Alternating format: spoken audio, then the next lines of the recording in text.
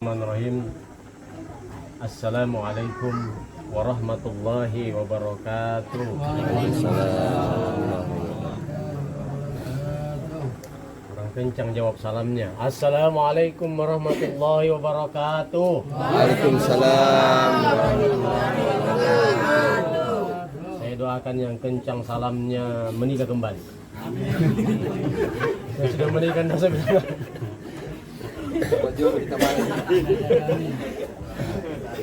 Makanya saya tidak bilang amin, tapi saya sudah menikah.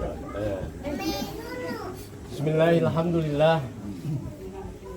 Alhamdulillahi rabbil alamin alladzi ahalla an-nikah wa harrama asy-syifa. Wassalatu wassalamu ala Rasulillah Sayyidina wa Maulana Muhammadin wa ala alihi wa sahbihi wa sallam. Asyhadu an la ilaha illallah wa asyhadu anna Muhammadan abduhu wa rasuluhu la nabiyya ba'da. Sadaqallahul azim wa sadaqa rasulun nabiyul karim wa nahnu ala dzalika minasyahidin wa syakirin walhamdulillahi rabbil alamin. Jamaah walimah akad nikah yang insyaallah semua kita yang hadir di tempat ini menyaksikan adik kita, saudara kita, saudara Syakir Naik, Syakir bin Udin, dan saudari Diana yang tadinya tidak boleh bersentuhan, haram hukumnya. Tapi begitu setelah Bapak Kepala KUA memandu mereka untuk mengucapkan ijab dan dikabul, diterima oleh saudara Syakir, maka pada saat itu pula saudara Syakir dan saudari Diana sah sebagai suami istri. Berbicara masalah pernikahan, saya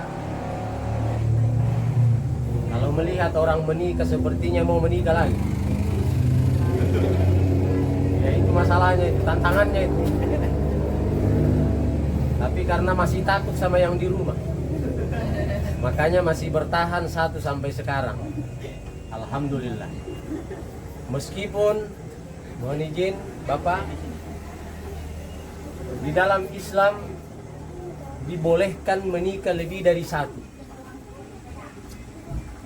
Di mana yang dibacakan oleh pembacaan ayat suci Al-Quran tadi, kalau saya tidak salah dengar, fankihu ma taba lakum minan nisa'i masna wa sulasa wa ruba'. Bahkan menurut ahli tafsir, asalnya nikah itu poligami, dua.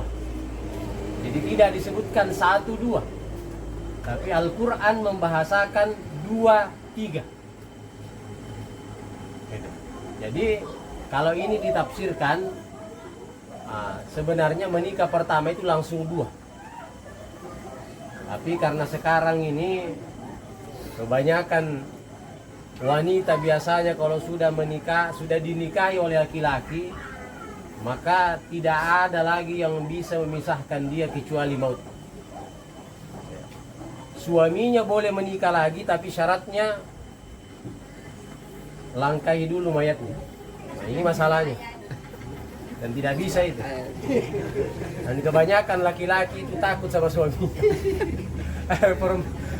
Laki-laki takut sama istrinya. Padahal kalau dipikir perempuan ini tidak jago-jago juga. Tapi tidak tahu kenapa takut. Entah takut dikasih tidur di luar kamar atau bagaimana, Allahu a'lam. Takut dikasih tidur kalau malam di luar kamar atau di ruang tamu. Mungkin saya curiga takutnya di situ. Sehingga laki-laki itu tidak mau kawin lagi. Makanya saya tidak mau melirik-lirik saya perempuan ini, takut saya mau menikah lagi. Menikah ini bukan barang baru. Dari zaman jahiliyah, dari belum lagi ada Indonesia, pernikahan sudah ada. Bahkan di zaman jahiliyah dulu ada 4 nikah yang terkenal. Ada namanya nikah wiladah. Nikah wilada itulah tujuan menikah karena ingin mendapatkan keturunan. Ada nikah al-istibda namanya. Jadi nikah al-istibda itu akadnya setelah sebelum menikah, ya. Sebelum menikah dicampuri dulu perempuannya. Coba kurang ajarnya ini adab dulu ini. Ini adab orang tua, nenek moyang kita dulu. Belum menikah sudah dikawini perempuan itu. Kalau sering dibahasakan sekarang dipanjar duluan. Biasa kalau kita belanja beli motor ada dipanjar harga jadi. Karena terlalu mahal uang panainya, terpaksa itu perempuan dipanjar dulu. Akhirnya yang tadi 100 juta turun jadi 5 juta. Nah ini. Dan itu dibudayakan oleh orang jahiliyah dulu, orang belum mengenal agama. Ada lagi menikah irat namanya. Menikah irat itu adalah sekelompok laki-laki mendatangi perempuan. Jadi boleh. Nah, setelah hamil, lalu kemudian sang perempuan boleh menunjuk siapa laki-laki yang kira-kira mirip dengan anaknya. Ada lagi menikah yang dinamakan nikah al-raya. Nikah al-raya ini kalau yang kita sebut dengan mendatangi wanita-wanita WTS atau wanita tunasusila. Dan di depan rumah mereka itu dipajang bendera iraya. Siapapun boleh masuk di situ, ya. Dan apabila wanita itu sudah hamil dan punya anak, maka ada seseorang dipanggil yang bernama Kaib. Kaib inilah yang kemudian memanggil semua laki-laki yang pernah mampir di rumahnya sang perempuan, lalu kemudian mengidentifikasi anak itu siapa yang mirip dengan laki-laki yang sudah mencampurinya tadi. Kalau sudah dikira-kira mirip, maka anak itu sudah dinisbatkan kepada laki-laki tadi. Coba. Tapi begitu Islam datang, 3 dari 4 jenis pernikahan ini 3 dibatalkan, tidak dibolehkan. Kenapa? Karena merugikan wanita. Maka kemudian dipertahankan hingga saat ini yang dikenal dengan nikah wilada. Nikah wilada inilah tujuannya kita untuk mencari keturunan. Jadi menikah itu tujuannya Sakir mencari keturunan. Bukan hanya gengsi-gengsi karena berteman dengan yang semua yang sudah menikah. Tapi lebih daripada itu bagaimana kita ini punya keturunan. Maka coba kita perhatikan bagaimana Bapak Kepala KUA menikahkan, karena di dalam Islam nasab sangat dijaga. Nasab sangat dijaga. Karena itu ada hubungannya dengan ahli waris. Ya. Bahkan di dalam Islam tidak mengenal anak di luar nikah. Bagaimana anak di luar nikah? Anak di luar nikah itu maksudnya coblos sebelum hari H. Nah, kan dicoblos sebelum hari H inilah yang dipanjar tadi. Nah, anak yang lahir hamil dulu baru menikah, apabila anaknya itu perempuan, maka bapaknya tidak boleh jadi wali saat menikahkan. Kalau bapaknya menikahkan, maka hukumnya berzina terus. Kalau dia berzina berdosa, anaknya lahir berzina, cucunya lahir berzina, cicitnya lahir berzina, begitu seterusnya. Maka Islam menjaga itu. Makanya 10 hari H-10 sebelum di pelaksanaan akad nikah itu sudah diadakan screening, ditanya siapa nasabnya, ya. Dan termasuk kita di Kecamatan Lundis ini sangat banyak sekali ditemukan, ya. Makanya terkadang kita nikahkan di KUA dulu, baru kita nikahkan di tempat umum, ya. Ada menisbahkan ke bapaknya padahal bukan bapaknya. Nah, ini yang perlu kita pahami. Kenapa? Karena itu ada keterkaitan secara nasab. Maka hati-hati, Islam sangat menjaga itu. Makanya inilah nikah wilada yang kemudian dari zaman jahiliyah, dari zaman ke zaman sampai sekarang dipertahankan. Saudara Sakir, saudara Diana, ini adalah istrimu. Ya.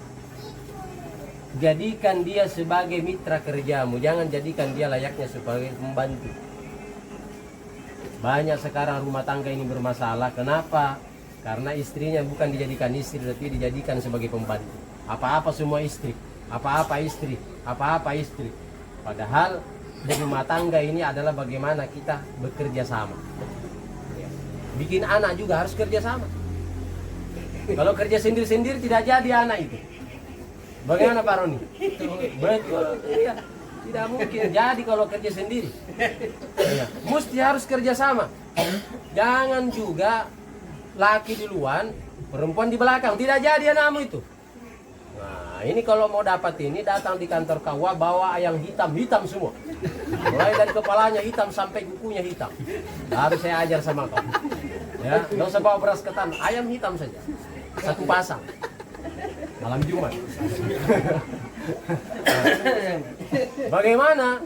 Makanya dulu mohon maaf ya, orang Bugis dari Sulawesi itu kalau sudah anaknya sudah dilamar, sudah dipinang, sudah tunangan, 3 bulan tidak boleh injak tanah.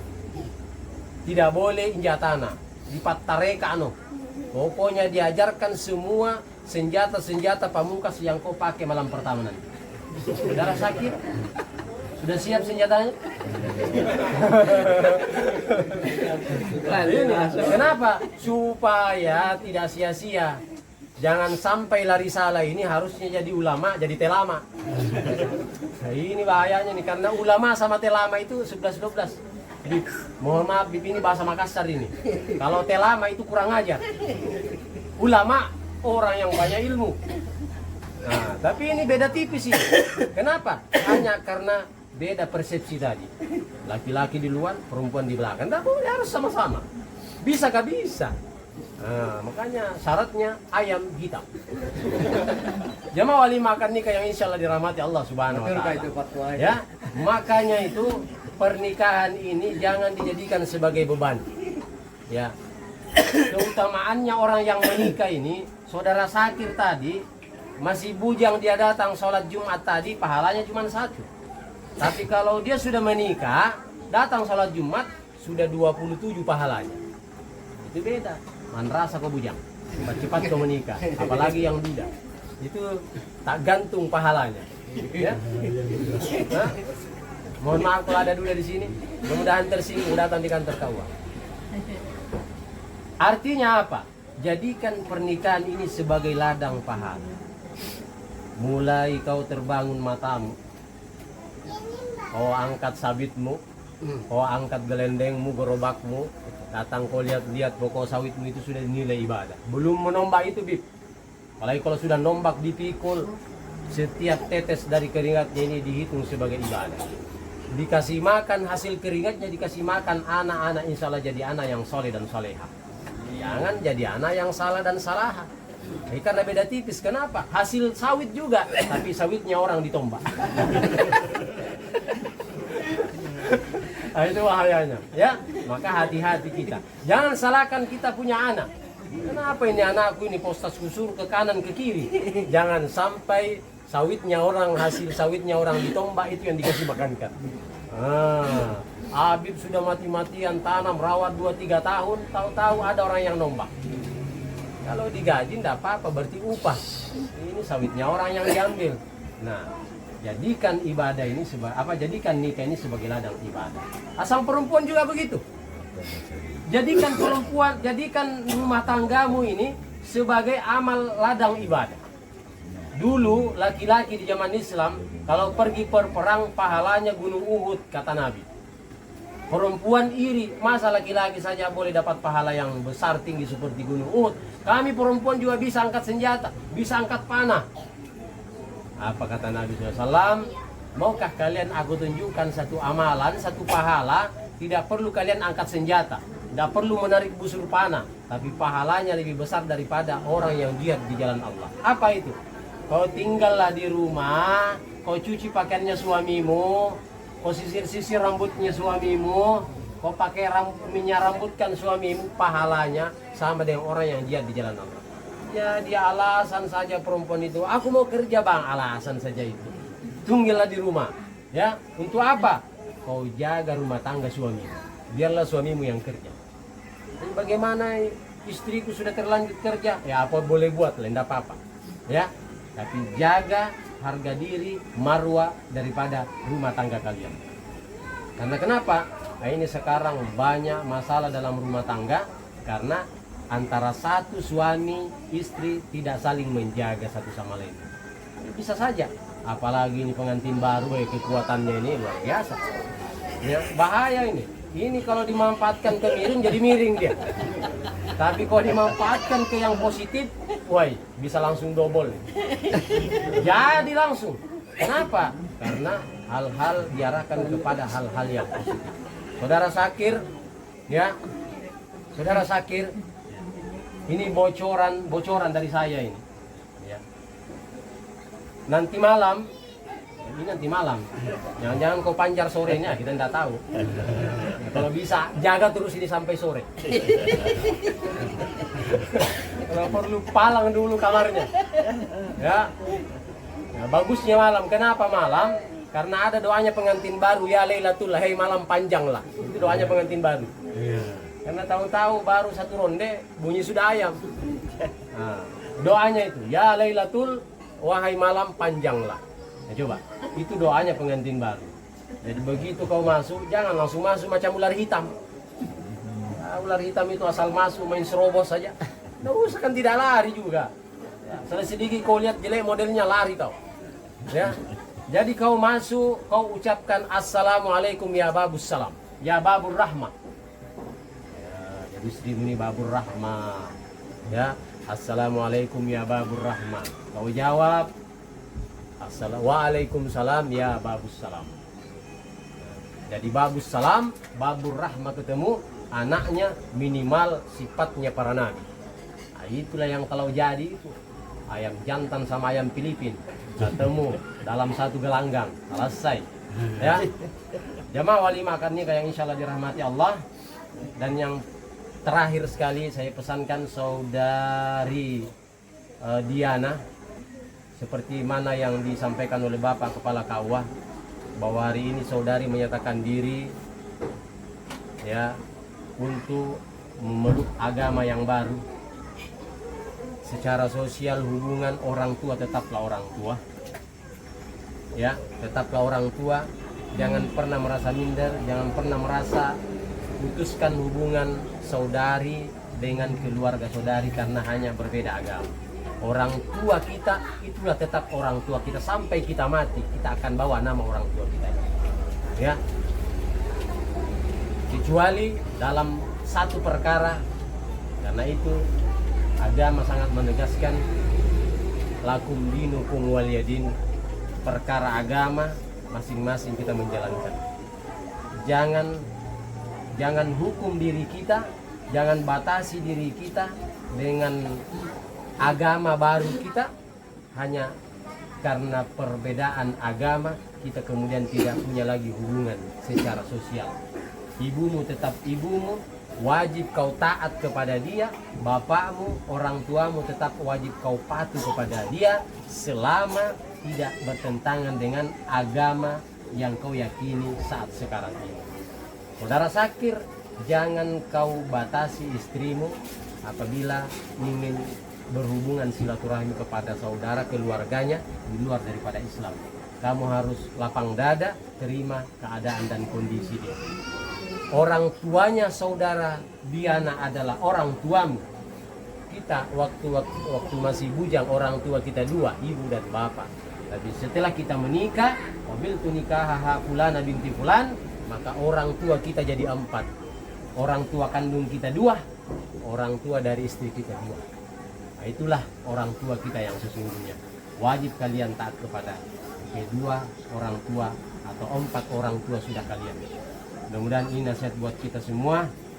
Ya, jangan lupa bahwa nikah ini adalah ibadah. Kalau kita selalu meyakini, tanamkan dalam diri kita nikah ini adalah ibadah, maka insya Allah jangankan 2 istri kita, 1 istri kita ini tidak habis-habis sampai hari kiamat. Ya, dan jadikan istrimu di dunia juga istri di akhirat di hadapan Allah Subhanahu wa taala. Kita wajhatum hatta min afwan kasir. Akhirul kalam. Wallahul musta'an wa alaihi tiklan. Assalamualaikum warahmatullahi wabarakatuh.